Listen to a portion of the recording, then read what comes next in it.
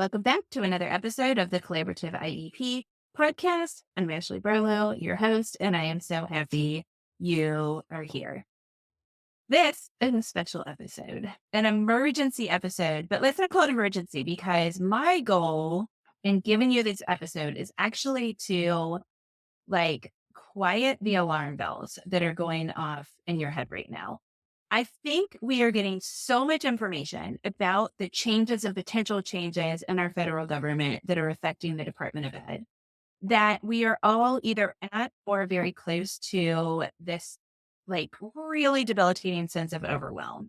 And so what I've been doing on social media and what you all are responding and saying that you enjoy is I've been trying to research the impact of these changes and potential changes, um, kind of with my lawyer hat on and providing you succinct updates on them so that you're informed and so that you know the potential impact of them, but so that you don't just get completely inundated by information. I am by no means saying that I am the world's best expert on any of this because I certainly am not.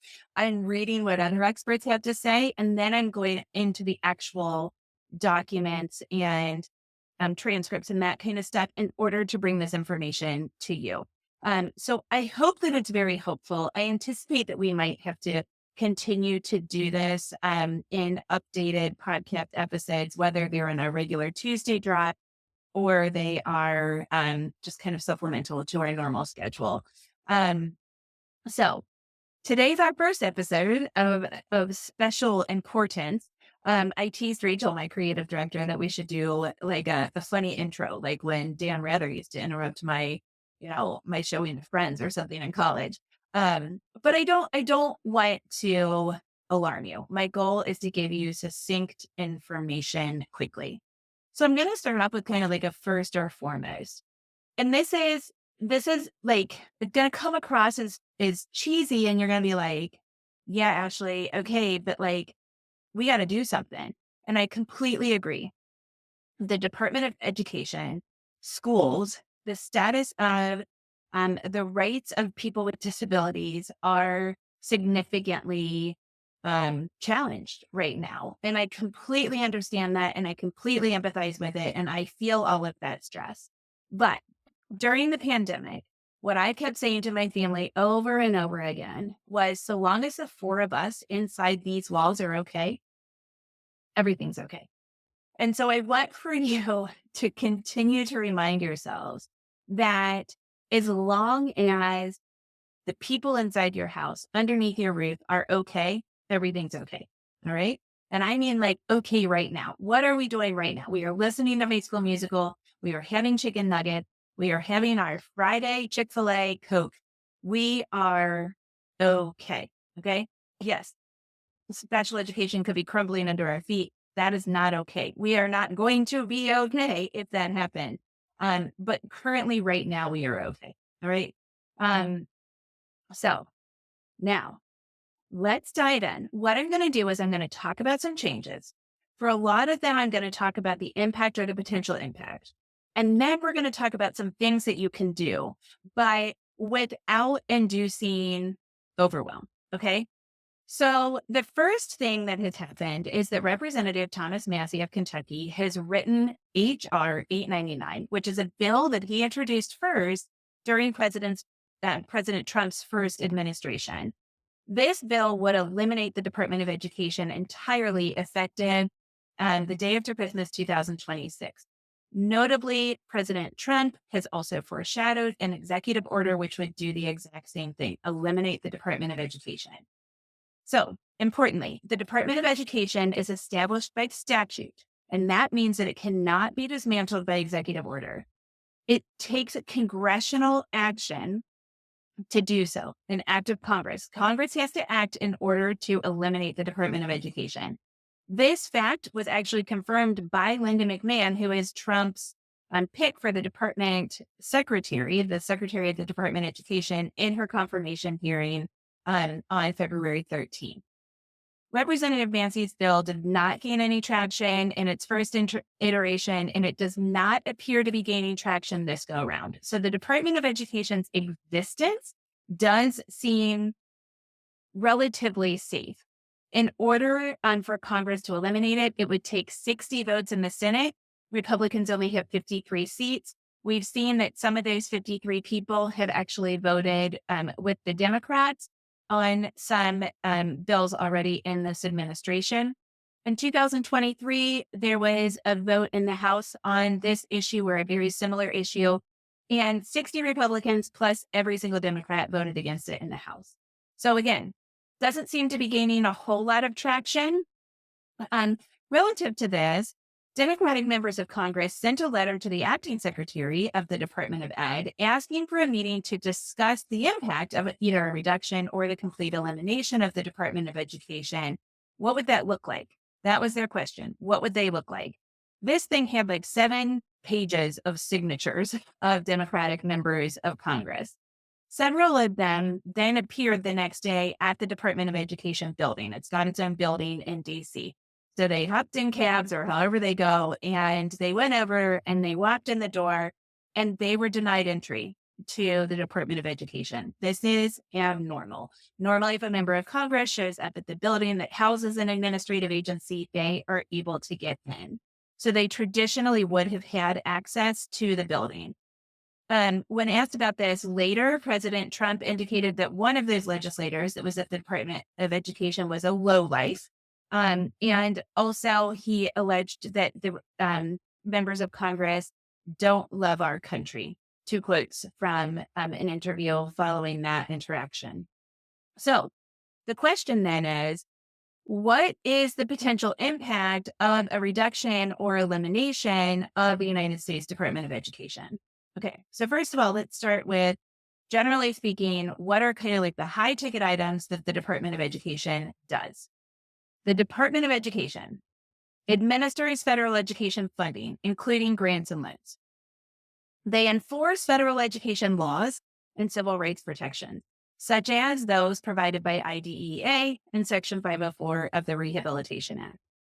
They conduct research and collect data to improve educational policy.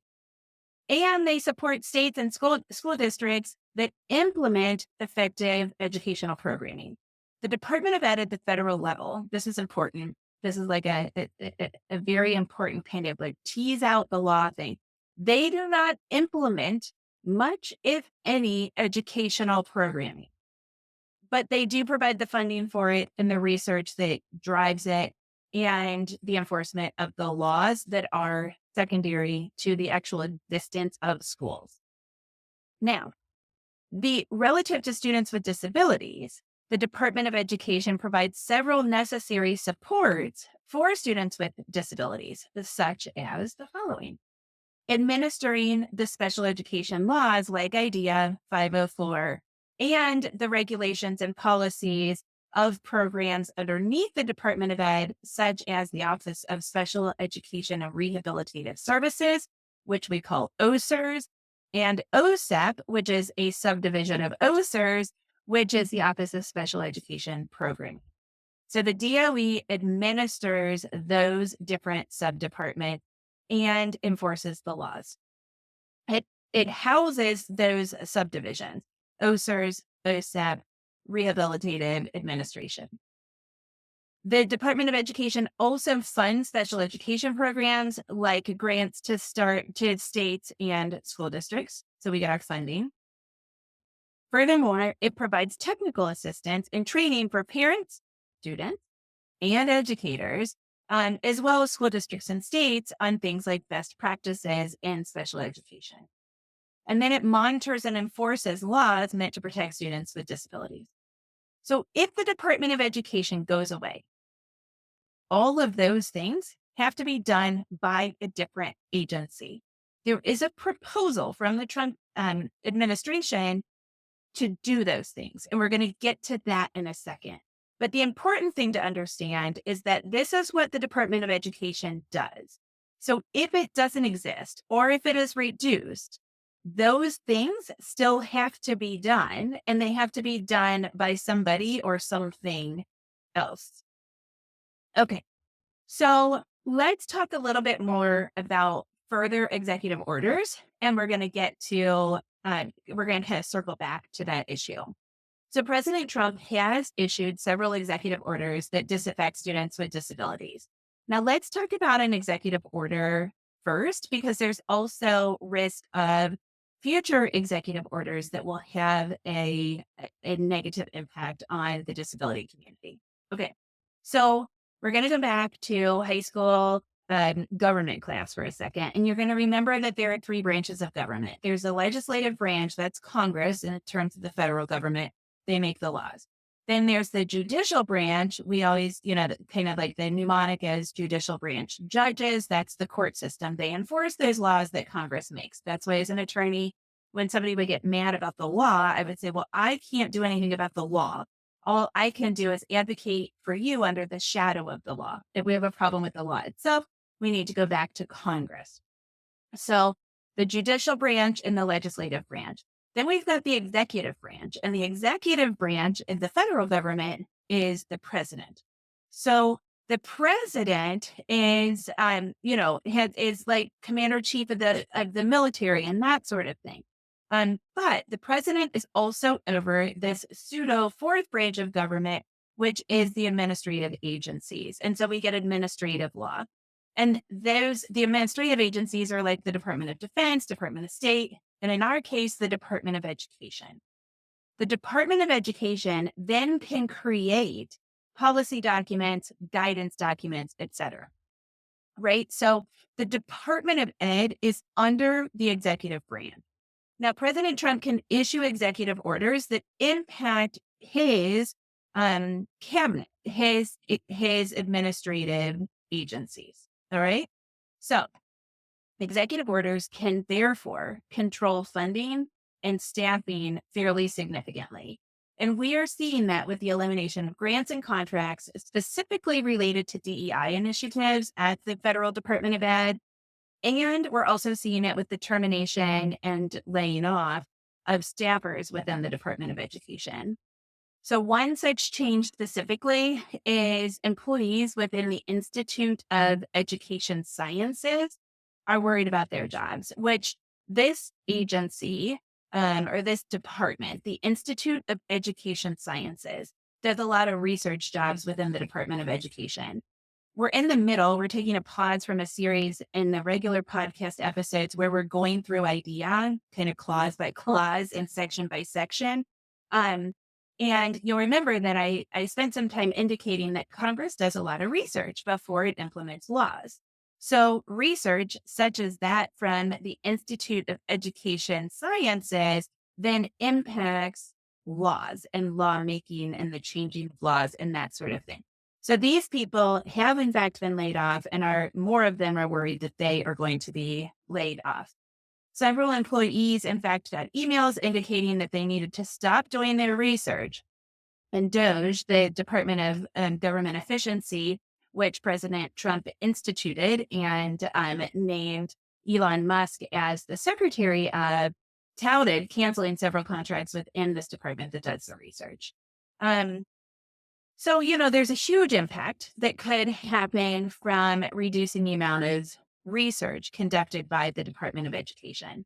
Obviously, we could lose data-driven decision-making, or it could be significantly reduced.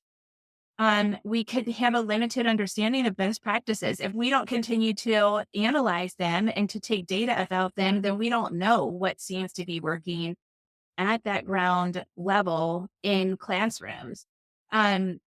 Also, don't forget, in IDEA, we have the child find requirement, which requires identification and intervention services for students with disabilities. There's good research that indicates that early identification and intervention is quite helpful for students with disabilities. That could potentially be reduced if we lose our research arm. Of course, we would have decreased accountability and oversight, potentially leading to policies and procedures that are inadequate and even discriminatory. We obviously, anytime you're in business, you want to know about the return of investment. And so if Congress says we're going to do this investment, or we're going to spend money in this particular way, Congress spends billions of dollars on education annually. And if we're losing the research arm, we aren't going to know what the return on investment is on the billions of dollars that Congress spends on education. Um, Limited information on workforce trends, which impact the employment of people with disabilities. And remember, that is the entire purpose of IDEA, to promote the further education, employment, and independent living of people with disabilities. So the entire purpose of IDEA could be challenged simply by reducing or eliminating this research branch within the Department of Education. We would certainly get reduced innovation in technology, instructional strategies, and special education services because we can't test new things or existing emerging new things. Increased responsibilities on states to therefore fill in the gaps of research, leading to inefficient duplication of efforts. If we're trying to look at a disability or a dyslexia intervention, for example, Kentucky and Kansas might both be looking at it and not know that they're both be looking at it. That's one of the reasons that the federal government does this work for states. Inequitable access to programming with underfunded states falling behind. If you are, if certain states are getting money from the federal government for certain programs, then they might get more. And so we're going to see that state funding might change. And in addition to that, states that are already underfunded or struggling financially are going to start to struggle within their departments of education. And so all of this obviously could lead to a fall in rankings against competitor countries. Some of the competitor countries that have really great education systems, Finland, Singapore, Canada, we could fall behind some of those states with whom we have traditionally competed in the education sector. Okay, so we know that executive orders can control funding and staffing. Education orders can further infuse the policy of the administration, in this case, the Trump administration, into the development of regulations and policy documents. This is where I said we were circling back. So this appears to be happening specifically in the Office of Civil Rights at the moment. I'm doing a lot of Instagram stories on these things in order to try to keep you up to date, every few days. And so we've got a couple of examples of what's happening at the Office of Civil Rights.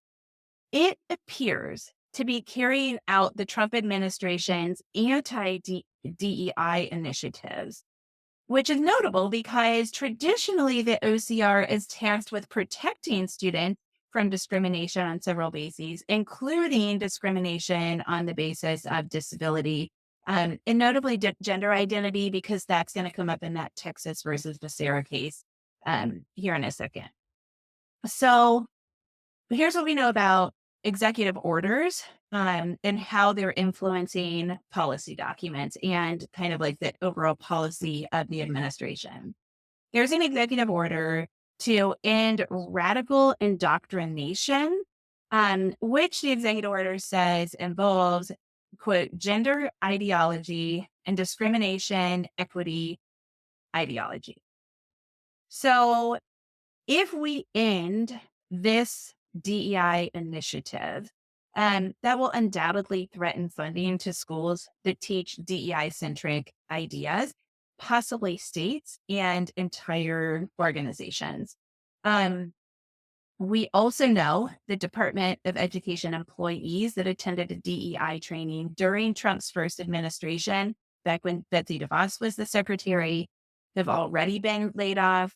The OCR has opened lots of investigations to kind of promote its anti-DEI initiatives, notably one in Denver that had a gender-neutral bathroom, and a couple of athletic associations, like state athletic associations, that allows transgender students to participate on teams that align with their gender identity rather than their gender at birth. Consistent with that executive order, and notably issued on National Girls and Women in Sports Day, the Trump administration issued an executive order that disallowed transgender students from participating on teams that do align with their gender identity. So the OCR has said that it will continue to review, here's a quote, review athletic participation policies at a number of schools to evaluate the alignment, end quote, but evaluate the alignment with Trump's order eliminating this DEI sensitivity. Um, Again, remember this, the reason why this is so remarkable is because it's showing us that the administration's policies and kind of like issues and values, or I'm sorry, interests and values are coming into the way that it influences regulations, guidance documents, and policies.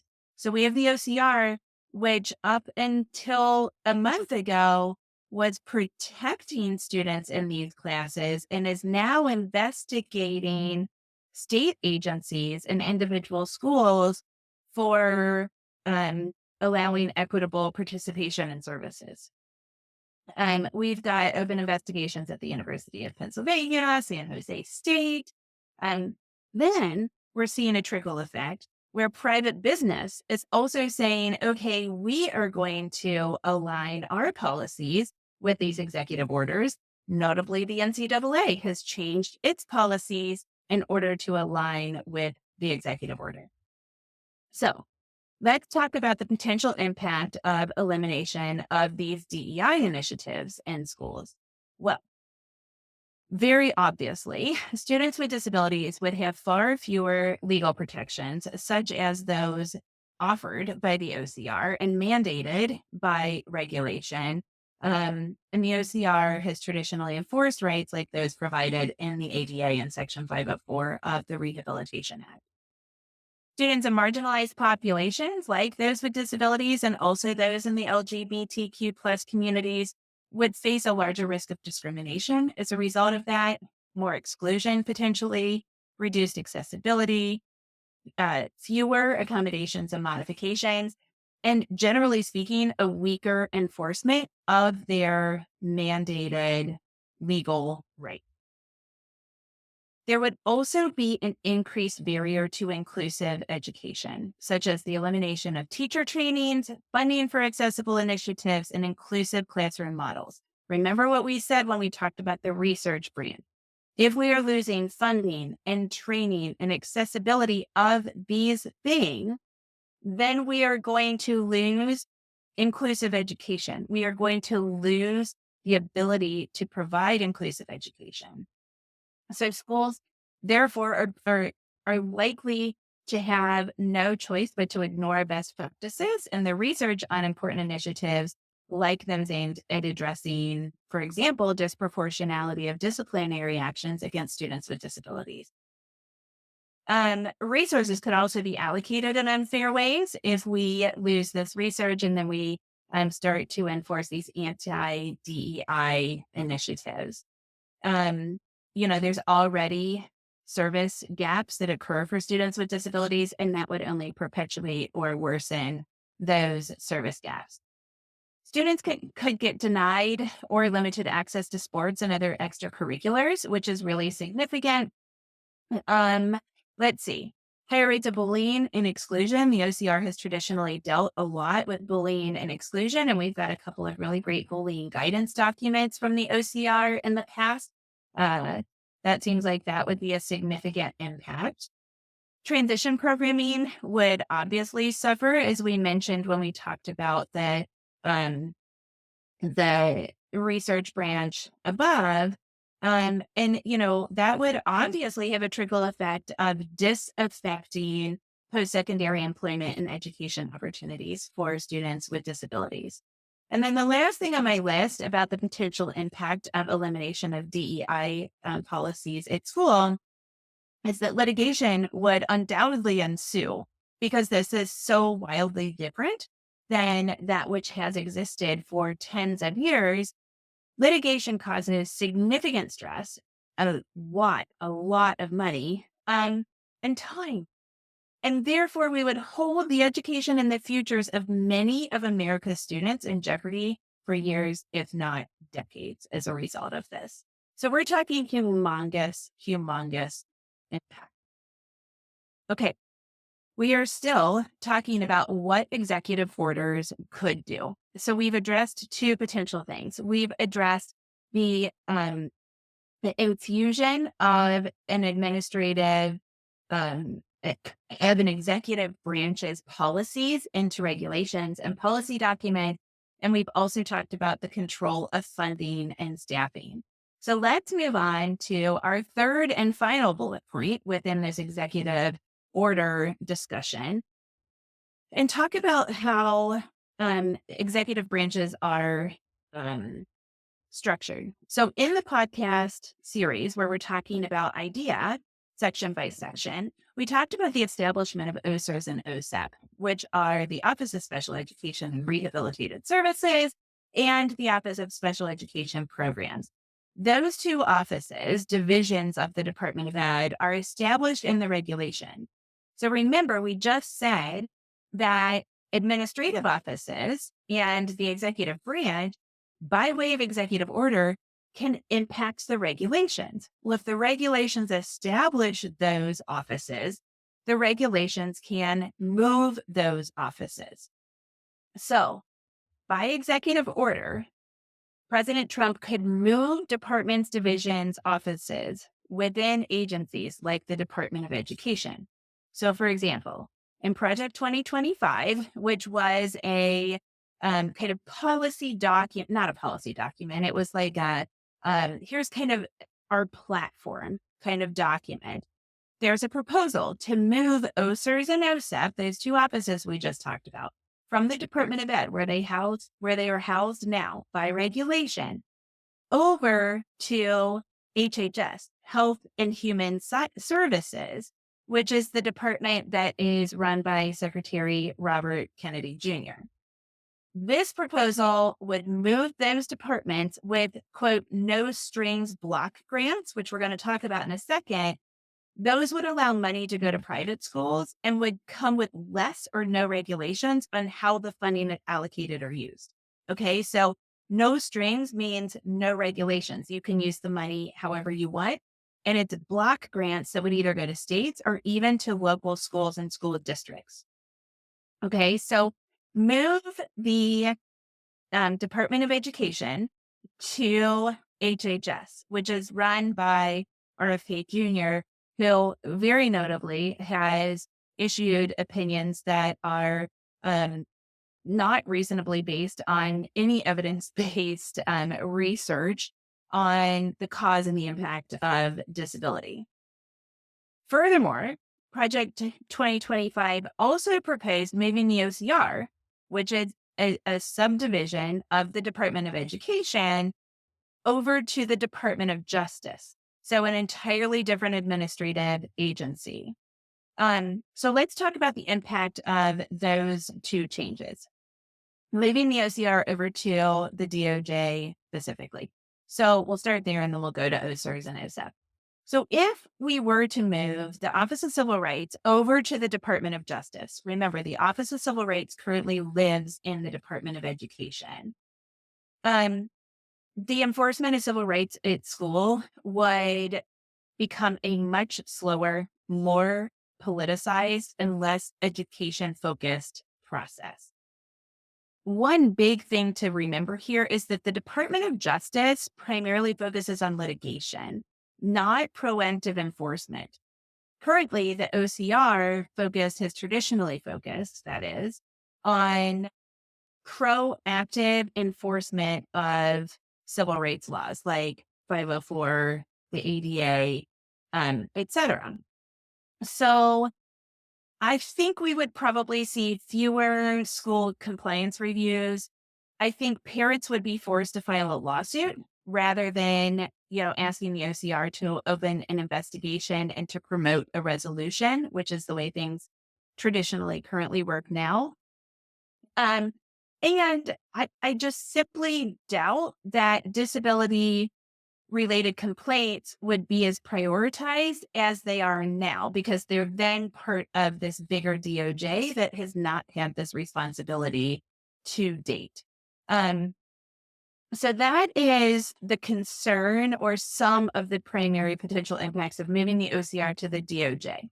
Now, OSEP and OSERS, or Office of Special Education Programmings and Rehabilitative Services. Moving those over to HHS, Health and Human Services. Now, it also shift educational initiatives to have this like medical services kind of thing, because that's what HHS does, is more medical sciences kind of thing. So we would shift the focus of education over to medical services. Um, Block grants. Remember how I said we were coming back to these no strings block grants things? So block grants could mean that the status wouldn't be, I'm sorry, that the states, I misread my outline. Block grants could mean that states wouldn't be required to use federal money for special education. They could just take a block grant, right? And not only states, but this could also happen to private schools. Therefore, our special education dollars could be used inequitably or unequally. Um, this obviously could result in lower funding for special education services at the state or school level, particularly in those underfunded states. We also, of course, could get weaker enforcement of IDEA and other laws because, again, similar to the DOJ, HHS is not used to enforcing education laws, and that's not the primary focus of HHS. So who's to say how they would prioritize IDEA and other education laws? So all of this obviously kind of falls under this umbrella of less accountability. And what's less accountability lead to?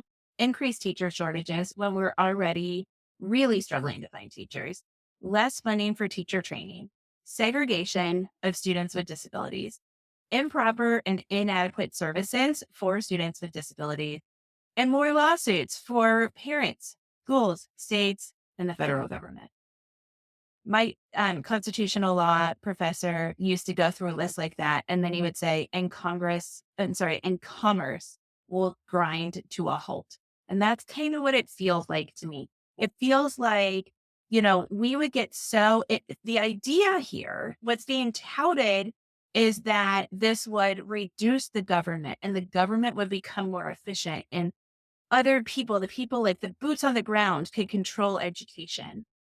But my my gut and my brain are telling me that the impact of these changes would simply cause so much grief, crap, and aggravation, as my dad, an old school litigator, used to say, that our kids' education would be hanging in the balance. Okay. So that's what I've got to say about executive orders. Let's now move on to the next update, which is that Linda McMahon has been nominated for the Secretary of Education. The vote on her confirmation is scheduled for December 20th or 21st. Her confirmation hearings occurred on February 13th. Miss McMahon has never been a teacher or worked in a school. She was on a school board. She co-founded the WWE, the World Wrestling Enterprise, I believe, with her husband. Couple of takeaways from her confirmation hearing. First of all, she endorsed the possibility of moving the OCR to the DOJ and IDEA in the Department of Ed to HHS. So, of course, that yields the possibility and potential that RFK Jr., a man that has said some reasonably inaccurate things about causes and impacts of disability, would ultimately be in charge of education. Another takeaway from her confirmation hearing, she endorsed this idea of school choice. So what school choice would do is it would take federal dollars that to date can only go to private schools. Hang on. School choice would take federal dollars that to date can only go to public schools and allow those to go to private schools. This would have a very significant impact on public schools and schooling altogether. One senator asked her, I'm going to read you a couple of quotes because I think this is interesting. One senator asked her if private schools, here's the quote. If private schools take federal dollars, can they turn away a child based on disability or religion? Her response was, well, I think there are also some public schools who are saying that they don't have dot, dot, dot. And then the senator said, this is a yes or no question. I'll read you the question again. If private schools take federal dollars, can they turn away a child based on disability or religion? And her answer was, it's not for me. She didn't say no. And I think that is really significant. The impact of school choice kind of colloquially. So here's what I say about school choice. And this is off script. This is not planned intentionally. So what happens is if charter schools and private schools can now get federal money, if this is what is, something that gets passed in this administration, now what's going to happen is public schools and private schools are going to start saying, okay, well, we're going to specialize in certain things. So I'm going to start a school that's really good for kids that are pursuing career paths in STEM. And I'm going to start a school for kids that are really interested in theater. And we're going to start a school for kids that are like interested in fine arts or journalism or like the four core content areas. We are going to be like academic prep school. Okay.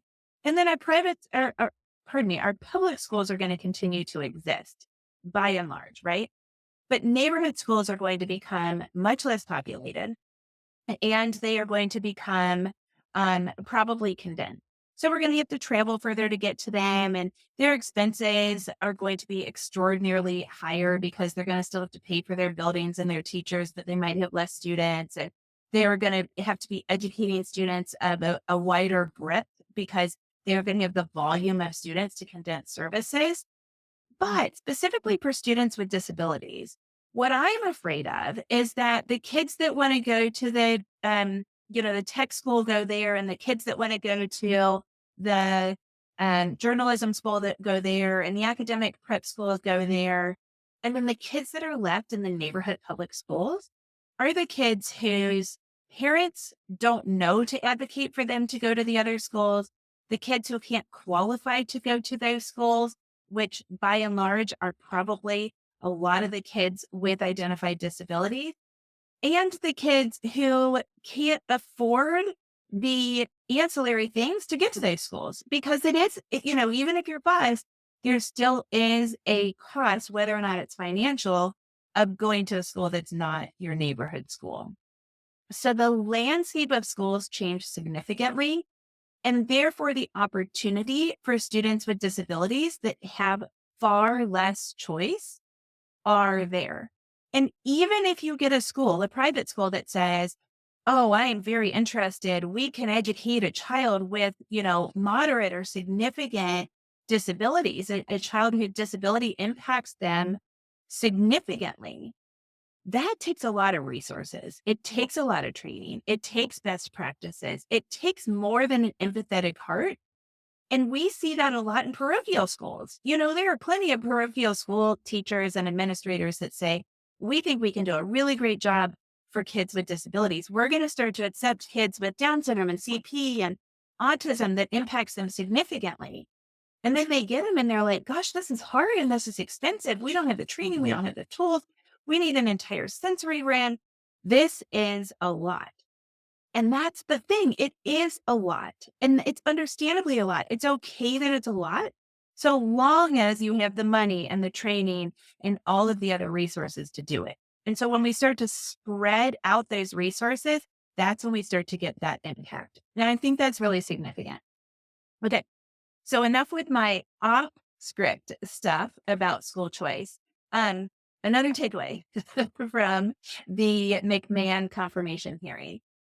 Remember we talked about the funding freeze a little bit on social media stories. So President Trump really early on in his presidency, which have you seen the memes that like January feels like it's, 6 months long? Yes, that was just like less than a month ago from when this episode is published that we had the inauguration. So very early on, he did a funding freeze that was pretty broad. And then there was all this discussion on, is this going to affect Medicaid? Is this going to affect whatever? Like he said, we're spending no government dollars. And then his administration came out and said, and took some action to say, no, we're going to fund this and we're going to fund that. We're going to fund that. One of the things that's still kind of in jeopardy or like in question is, for example, Head Start, which is like a preschool kind of program. They're saying several Head Start organizations are saying we're still waiting for reimbursements from that time period. So while the administration has said that we're funded, we aren't seeing dollars come in. So they asked McMahon about it at her confirmation hearing. And she said, we're going to continue to fund things that Congress has already approved, but we're also simultaneously going to enforce or endorse is the word. We're going to endorse the work of the Department of Government Efficiency to decrease spending and programming. So for now, what that means is for now, things are going to stay the same, but we're going to look into significant changes to make the government and their eyes and minds, quote unquote, more efficient. The answer about Pell Grants, there's been a lot of buzz about Pell Grants that I've seen online, a lot of stress. So Pell Grants are offered for students families of low income. It helps them access traditional college, 4-year college. And she said, yes, Pell Grants will continue to exist despite the efforts to be more efficient and more, cost efficient. And in fact, she expressed an interest in exploring Pell Grant funding for students that are seeking post-secondary tracks other than traditional 4-year colleges. Like she even mentioned students expressing training in trades. Couple other takeaways, and then I've got like what I think was the most profound quote from the hearing coming up here. So, they asked her about this radical indoctrination idea and the executive order prohibiting it. This is the anti-DEI initiatives of the Trump administration. She skirted a few answers and eventually indicated that she needed to look into this is a quote, the breadth of the executive order before she answered any more complex questions. So essentially, she was like, I don't know what that means for schools. I find that extremely troublesome myself because that feels like such a big hit to people with disabilities. Um, so one thing that she said, so two kind of like theoretical things. Um, one super quick at the end, but this one is a little more complicated. Here's a quote that she said. I do believe that it is a responsibility to make sure that children do have equal access to excellent education. I think that is best handled at the state level, closest to the states, working with state administrators, teachers, parents who should have input in their curriculum. Kind of school choicey, right? But the idea of equal access is also concerning. I'm sure you've seen that meme. I learned that I think that was from a Cincinnati professional where everybody's watching a ball game and a really tall person doesn't need a stool to stand on. And then a medium tall person has a medium tall stool to stand on. And then a reasonably short person is standing on a fairly high stool so that they can see the ball game. And so that's equitable access. Equal access is nobody gets a stool. You've got a right to be, inside the gate at the ball game. But if you can't see over the fence, you aren't getting any accommodation to see over the fence. Um, and so obviously from a disability perspective, our students, whether they qualify for a 504 plan or an IEP, need accommodations and modifications in order to access their education. They may also need, if they're on an IEP, specially designed instruction in order to help them make meaningful progress. And what they're entitled to is that specially designed instruction that's uniquely tailored to their academic and functional profile. And so this idea of equal access to me, might be like really I am getting into the weeds with syntax, but I think it's important. And that's certainly, if that is the spirit of this quote, it certainly would be problematic and it would be regression on the part of the Department of Education. So I find that troublesome. But again, I don't want to get into the weeds. Then, sorry, my alarm went off. Then I thought the perhaps most brilliant thing said at the confirmation hearing was a quote by Senator Maggie Hassan. She said, It's almost like we're being subjected to a very elegant gaslighting. And I was like, yes, it is almost like we are being subjected to a very elegant gaslighting. Um, so I found that to be interesting. Okay. That's what I've got by way of update to date. Oh, let me give you an off the cuff update on Texas versus Becerra because I promised to do it. I don't have notes on it, but we're just gonna run with it. So, um,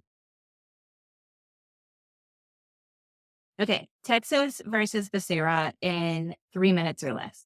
So this is a case wherein 17 states have filed suit against the federal government. Um, and in essence, they've asked for 504 to be completely abolished, withdrawn, Dumbo, good night, Irene, no more 504. Um, what Section 504 does is it prohibits, relative to schools, okay? It's got a wide breadth, but what it does relative to schools is it prohibits schools that get federal funding from discriminating against students on the basis of their disability. The best example that I ever give that makes sense is diabetics. So let's say a school has an entire school-wide policy saying that there's no food to be in school, but a student with diabetes needs access to food in order to regulate their blood sugar. So that student would be entitled to have food because disallowing them from having food would be discriminatory because of their diagnosis of diabetes. So, as you can imagine, this would then have a positive impact on students with other disabilities, like students with specific learning disabilities. Maybe we have a student that has dyslexia, but the dyslexia doesn't have a significant enough adverse impact, so they don't qualify for an IEP. They could still get accommodations and modifications via 504 because failing to provide those accommodations and modifications would be discriminatory.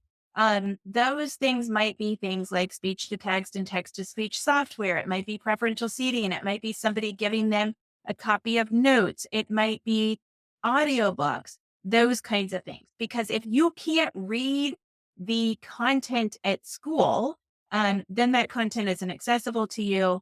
And so then that's discriminatory. We have to teach kids whether or not they can access the 11th grade science textbook. Okay, so that's what 504 does. So, for a multitude of reasons that might not be important, and I'm going to tell you why, um, that some attorneys general, meaning some states, filed a lawsuit against the federal government saying, eliminate Section 504.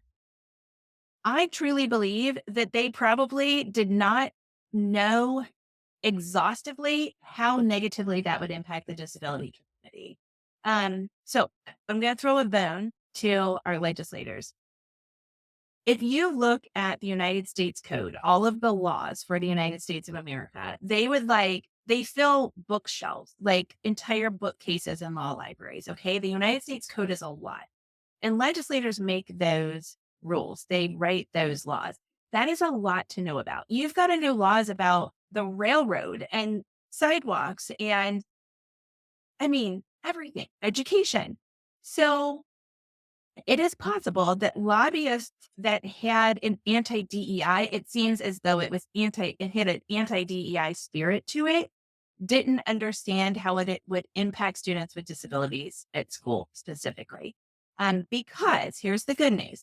South Carolina's Attorney General has come out and said, we've heard from the disability community loud and clear that this is a significant and important protection for students with disabilities at school, and we are considering withdrawing from the lawsuit. He also indicated that he expected other attorneys general on behalf of their states to withdraw from the lawsuit and that the lawsuit itself might go away. So remember what I said at the beginning, in order to protect myself and in order to focus my efforts where they are best fit, I'm going to kind of put that one on the back burner, continue to follow it, but we aren't going to give it a whole lot of time right now. That's Texas versus the CR. Okay. The last thing I want to talk to you about is what we can do about these changes. So I've kind of gone through changes and potential impacts thus far. I want to talk about what parents can do, but I want for you, here's the caveat here. I don't want for this to be stressful for you.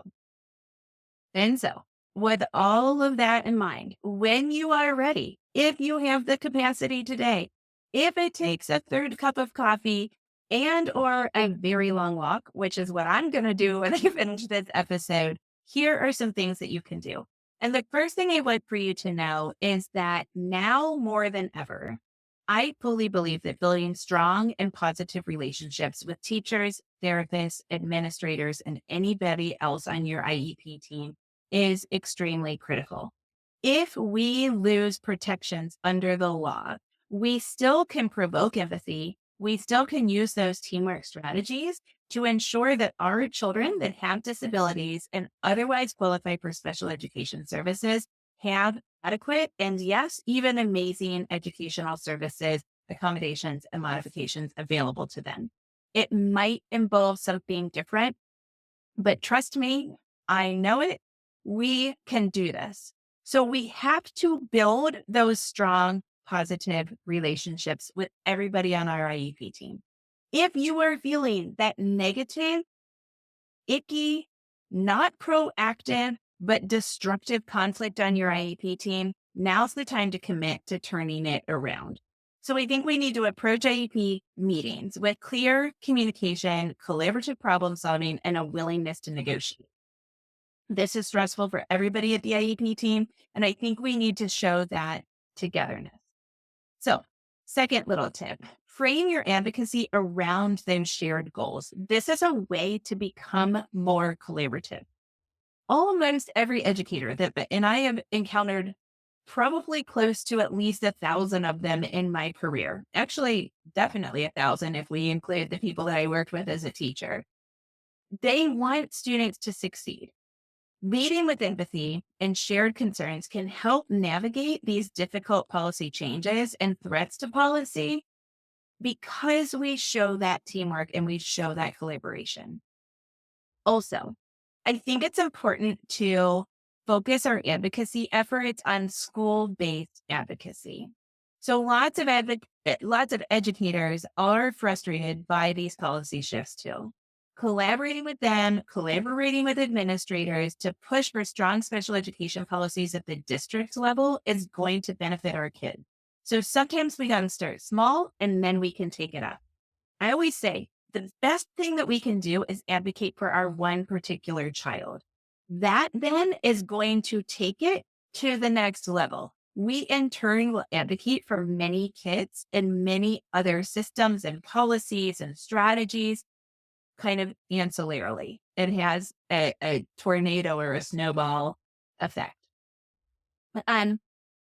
Did you know that every state has something called a parent training center, training and information center? I live in Kentucky. Ours is called the Kentucky Spin. So every state has a PTI that is funded under IDEA. This is some of that IDEA funding, and it is intended to help parents navigate special education laws and policies. These centers provide legal guidance, training, and advocacy support. There's a website that will help you do it, help you find yours, called parentcenterhub.org. You can navigate to the Find Your Center, and that will help you find your center.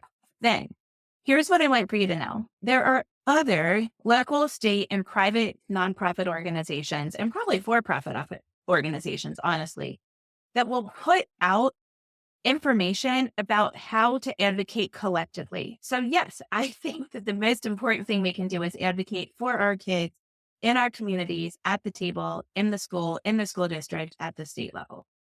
But we also can broaden our advocacy. And what I want for you to understand is that which happened in Texas versus Becerra can happen many, many other places when our collective voices are heard. So the idea of grassroots advocacy is the idea of real humans going and telling their stories to real lawmakers in order to impact the policy.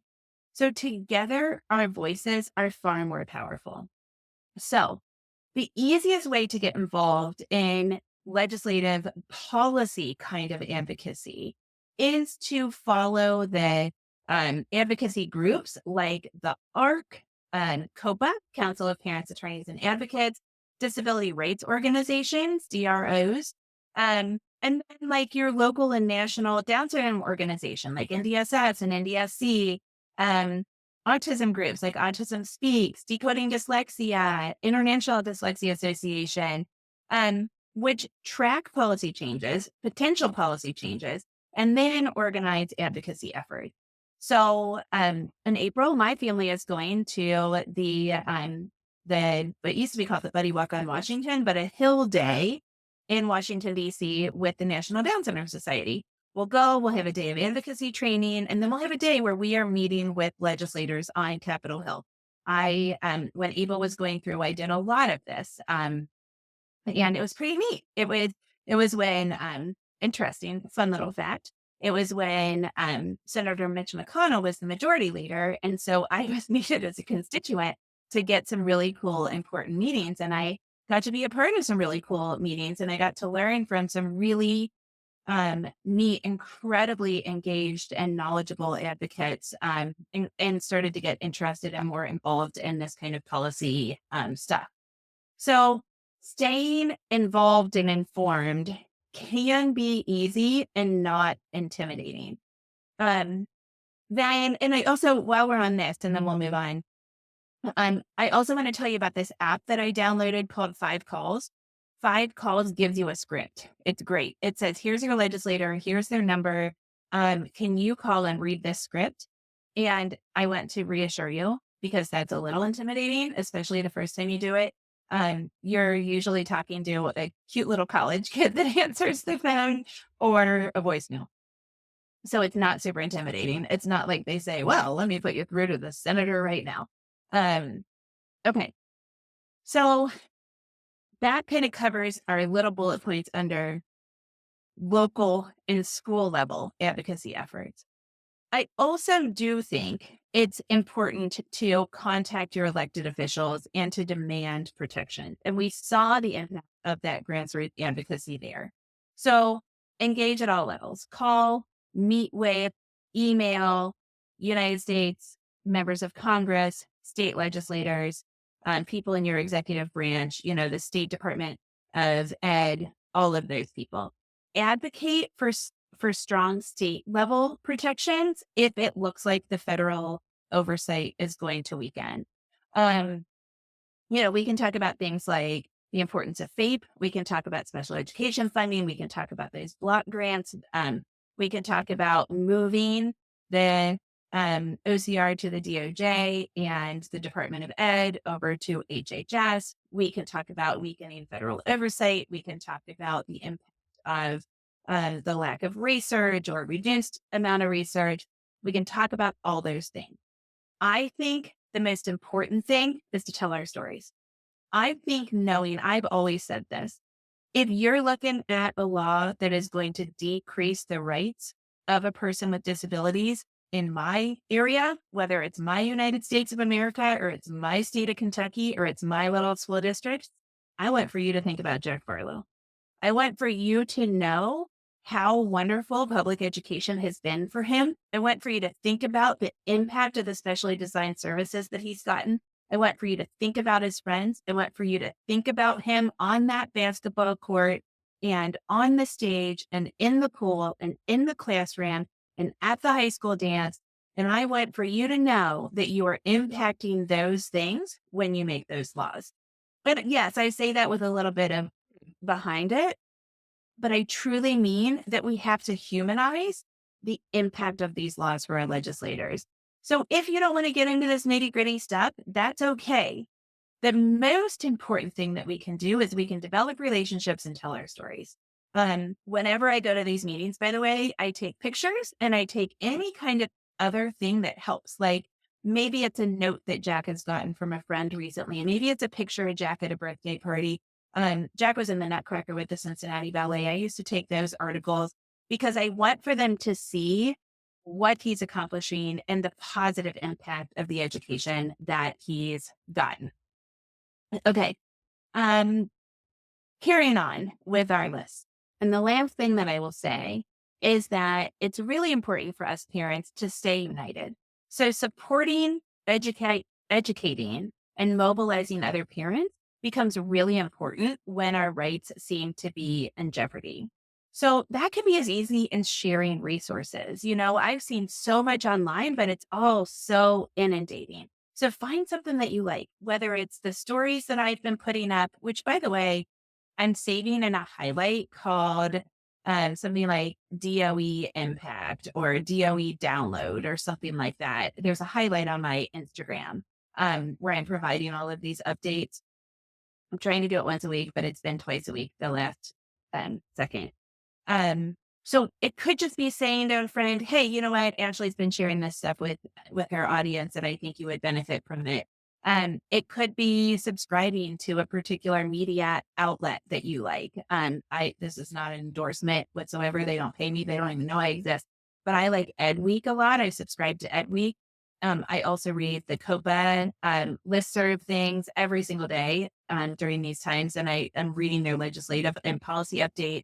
I'm reading those from NDSS and NDSC. I read a little bit from the DRDN, Disability Rates Something Network, DRD, maybe diagnosis. I don't know what that stands for. I don't know, DRDN. Um, and then I have a couple of like mass media outlets that I trust, that I like, particularly on their education stuff. One, very surprisingly, is the Courier Journal out of Louisville, Kentucky. I just think they do really good um, things on education. So that's where I'm looking. But sharing that stuff and saying, hey, this is what I saw, and I think it explains things succinctly is quite helpful. But if you want to, host informal sessions yourself, if that seems like something that feels true to you, have at it, right? But then encouraging that collective action. Hey, I reached out to this office. Here's the script. Here's the app you can use. There is strength in numbers. And so educating, supporting, and mobilizing each other becomes really important at times like this. And finally, I will reiterate the message that I made at the beginning of this episode. Make sure to spend the most amount of your effort within the four walls of your health and in your community. As long as you are okay, you are okay.